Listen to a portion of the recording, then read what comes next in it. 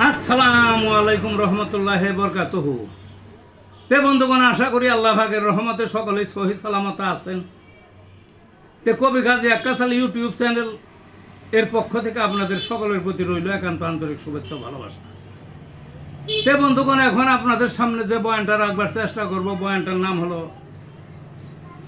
কাঁঠালের সন্ধানে নামক আমার একটা কবিতা। এই যে এখন আম এবং কাঁঠালের ভরা ঋতু, কিন্তু আমরা তো আগের দিনে মানুষ, কোনো এক সময়ে এই কাঁঠাল ছিল সবচেয়ে সেরা ফল, প্রচুর খাইতো।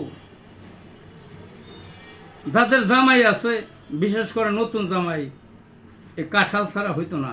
জামাইকে কাঁঠাল খাওয়াইতেই হবে। জামাই বাড়ি বা নতুন বিহাই বাড়ি বাংলাদেশে কোনো কোনো অঞ্চলে দেখেছি, ওই ভ্যান গাড়ি ভর্তি বড় বড় কাঁঠাল পাঠাইতো বিয়ে বাড়ি। কি কদর ছিল সেই যুগে কাঁঠালের। এই মুড়ি দিয়া, জাউ দিয়া, পান্তা ভাত দিয়া, তার হুই দেয়া, এমনি নানানভাবে কাঁঠাল খাইতো। গরিব শ্রেণী ভাত জড়তো না, কাঁঠাল একেবারে সস্তায়, কাঁঠাল খেয়ে পেট ভরত। বুঝলেন না? কিন্তু এখন উল্টা গেছে। কাঁঠালের দ্বারের কাছে কেউ যায় না। পোলা মানে কাঁঠালের নামই শোনার পারে না। কোনো কোনো বাসায় কাঁঠাল দেখলে পারেই ঝগড়াঝাটি লেগে যায়, কাঁঠাল আনলো কেন। কিন্তু ছোটবেলায় দেখছি সম্পূর্ণ উল্টা চিত্র। বললামই তো আগে, একটা কাঁঠাল হাটে বাজার থেকে আনলে বা গাছ থেকে নামাইলে, অর্থাৎ পাকলে পারে গোল দিয়ে বসতো সব ছেলে মেয়ে নিয়ে, সবাই কারাকে কে কাঁঠাল খাবে, পেট ভরে ভালাইতো। যাই হোক, সেই কাঁঠালের সন্ধানে নামক আমার সেই কবিতা, আমার এই ভূতপত্তির থেকে। তে কবিতাটা পাঠ করলে আপনারা বুঝতে পারবেন কাঁঠালের যে আজ কি অবস্থা। যা হোক, আসি কবিতাটার মধ্যে। কাঁঠালের সন্ধানে।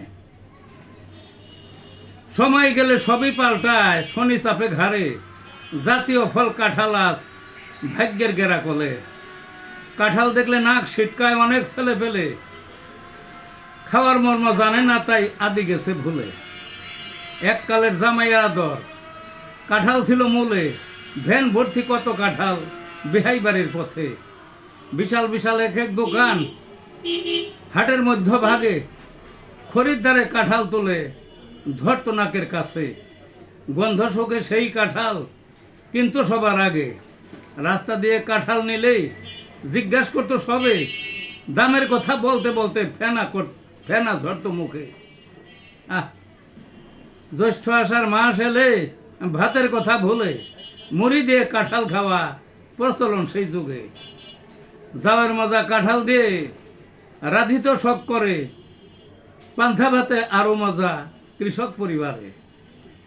কাঁঠাল বিচি বড় সবজি, বথা খেত গায়ে, কিছুই তার ফেলানোর নয়, সবই লাগে কাজে। তবু কেন নাক ছিটকিয়ে কাঁঠাল রাখছো দূরে। এই ছিল বন্ধুগণ কবিতাটা। ভালো থাকুন।